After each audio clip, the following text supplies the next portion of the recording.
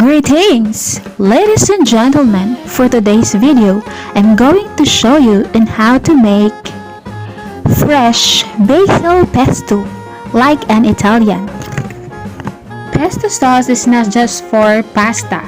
From sides to appetizers, pesto is a versatile sauce that is easily enjoyed in or on many different dishes, not just pasta.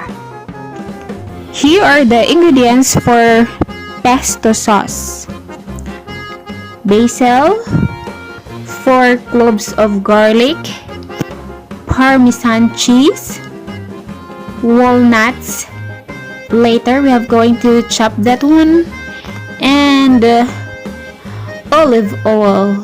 It should be extra virgin oil.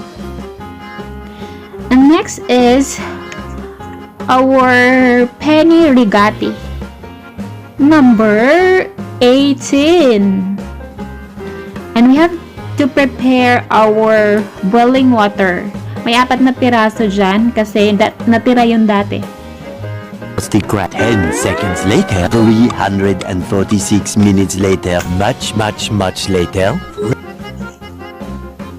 Ayan, nakulo ng ating water. At pwede na nating ilagay ang ating pasta rigati penny. Ibuhos lang natin, and it takes 12 minutes to cook the pasta. Don't forget to put mantika and asin to taste. And to make the story short, naluto na siya, guys. And ililipat na natin siya sa isang bowl para mamaya dyan natin ihahalo ang ating fresh basil pesto sauce, an Italian way of preparing. Char. Ayan. So, ganun lang siya kadali. It takes 15 minutes if you will prepare all the ingredients. This is very classic and flavorful and completely fresh because the basil is fresh from the mall. You'll appreciate how easily it comes together and that it tastes infinitely better than store-bought version. And we are going to prepare the food processor. And this one is our walnuts, the chopped walnuts. And the next one is we are going to put our 4 cloves of garlic.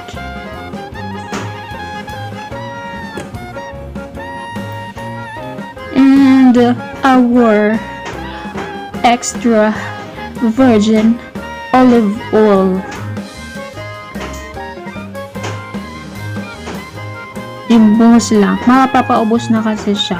And medyo kulang siya ng ilang sisiliter. Ano yung sisiliter? Medyo kulang siya ng talaga. Olive oil. Naubos na. Next is the parmesan. 1/2 cup of parmesan cheese.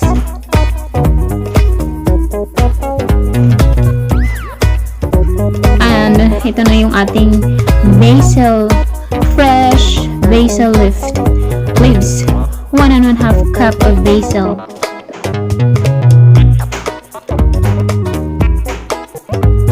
Approximately 1.5. Just put it there. And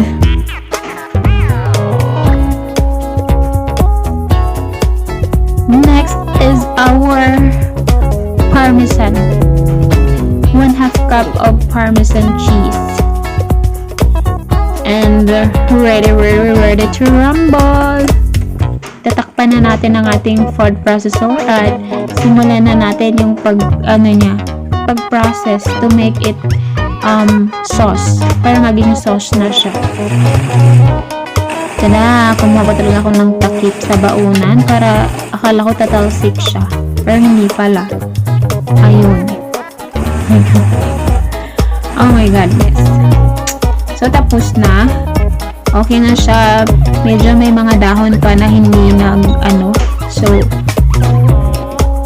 and let's slowly buhos the olive oil. Pero kulang siya, kaya magiging medyo tuyo ito. Ayan. You can add olive oil kung medyo tuyo ang ating sauce. Kung wala na talagang olive oil kasi mahal yung olive oil, pwede naman dagdagan na lang ng tubig. And ready na ang ating pasta. Fresh pasta. This 12 seconds later, 3:28 a.m. 8:01 p.m. The you'll next day, appreciate how easily it comes together, and that is taste better. And also the homemade pesto can be a dip or sauce or spread and pairs wonderfully with so many flavors. Let's just mix the pesto sauce in our pasta, and this is ready to serve. Yan, kulang talaga yung olive oil, so dinagdagan ko na lang ng konting water. Thank you for watching. Please don't forget to leave your comment below.